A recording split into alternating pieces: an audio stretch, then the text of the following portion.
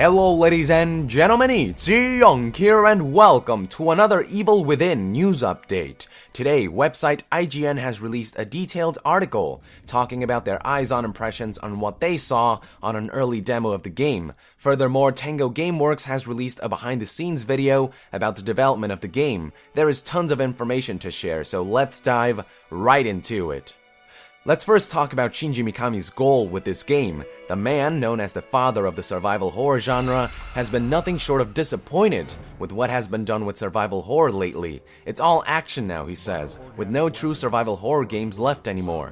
I couldn't agree more, to be honest. His goal with The Evil Within is to bring survival horror back to its roots, back to what it once used to be, scary and thrilling. He states with confidence that pure survival horror is the perfect balance between horror and action. He doesn't want to make the game just horror by making players completely helpless. Otherwise, it's just a game that's scary but not thrilling. The thrill of being able to fight back and just barely make it out alive is a key ingredient in the survival horror genre. At the same time, he doesn't want to Michael Bay the shit out of the game like Capcom did with Resident Evil, and he doesn't want to overpower players because at that point, the game ceases to be scary. In fact, Shinji Mikami states that while players will be equipped with small weapons like guns or melee weapons like knives and axes, they likely won't find anything like machine guns in the game. They are still experimenting with what works and what doesn't, but they want to make sure that players never feel empowered. So don't worry folks, when he says blending action and horror, he means to strike a perfect balance that will give players the thrill of overcoming their worst nightmares while offering them the scares. Alright, now that we understand what to expect from the game, let's talk a bit about the story. Website IGN got to witness two scenarios in their 25-minute eyes-on demo. One of these scenarios was the prologue. The game begins with a mass murder in an asylum. The police are already at the scene and three detectives, Sebastian, Joseph, and a woman, referred to as Kid, make their way there. When they arrive, however, they are greeted by an empty crime scene littered with empty police cars. There is no one on site. They proceed into the asylum very alert and concerned, only to find dead bodies everywhere. Eventually, the main character, Sebastian, is knocked out cold. From here on out, the story becomes about where he is, what happened, and what his current circumstances have anything to do with the mass murder case. When he finally wakes up, he finds himself hanging upside down in a meat locker, surrounded by similarly fated corpses. Sebastian bears witness to a giant, brute-like butcher, cutting down one of his victims and dragging him out to cut, gut, and butcher. IGN notes how otherworldly this scene is compared to what was witnessed before Sebastian was knocked out, leading them to believe that the current events aren't necessarily grounded in pure reality. Eventually, Sebastian manages to free himself undetected, with camera shifting back to a Resident Evil 4 style over-the-shoulder camera. Moments later, after Sebastian triggers a trap, the Mad Butcher bursts in, armed with a chainsaw, attempting to find its escaped victim.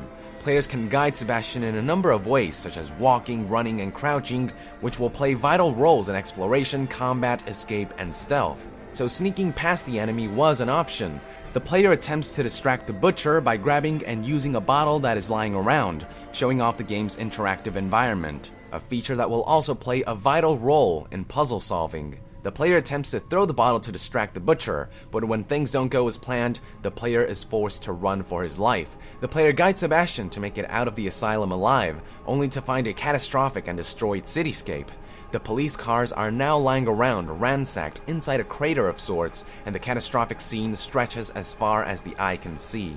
The second portion of the demo puts Sebastian in a village-like setting on a dark night, making his way to an old cottage. The circumstances behind this change of setting wasn't given an explanation, unfortunately. So if you've noticed, Sebastian goes through a constant cycle between closed indoors and open outdoor environments. According to Shinji Mikami, part of the horror experience includes this constant cycle of being somewhere claustrophobic and getting out of it into the open world with a sigh of relief after frantic, thrilling, and horror-inducing encounters. The team is still experimenting with narrow and open environments, making sure there's a good balance of each. Instantly noticeable when Sebastian gets to the village is the fact that the player character isn't armed to the teeth. Armed with only a handgun and a number of traps, the player is forced to carefully plan out attacks and use bullets sparingly. Within the cottage, Sebastian finds himself engaging a number of zombie-like enemies with features such as glowing eyes, a body wrapped in barbed wire or pierced with glass shards and shrapnel. Shinji Mikami explains that his aim is to make these monsters look and feel like victims. These particular enemies move in a slow and crippled manner similar to Granados in Resident Evil 4. They are soon taken care of through the use of a valuable mine trap and a trusty handgun. After taking care of the enemies, the game suddenly shows off one of its most unique features, a shape-shifting world. Corridors, stairs, and structural placements suddenly shift in a surreal manner, and a once familiar environment suddenly becomes alien again. Shinji Mikami states that these world changes will happen constantly throughout the world of the evil within, both on a small scale and a large scale. A small scale example he gives includes opening a door only to find a dead drop rather than a room.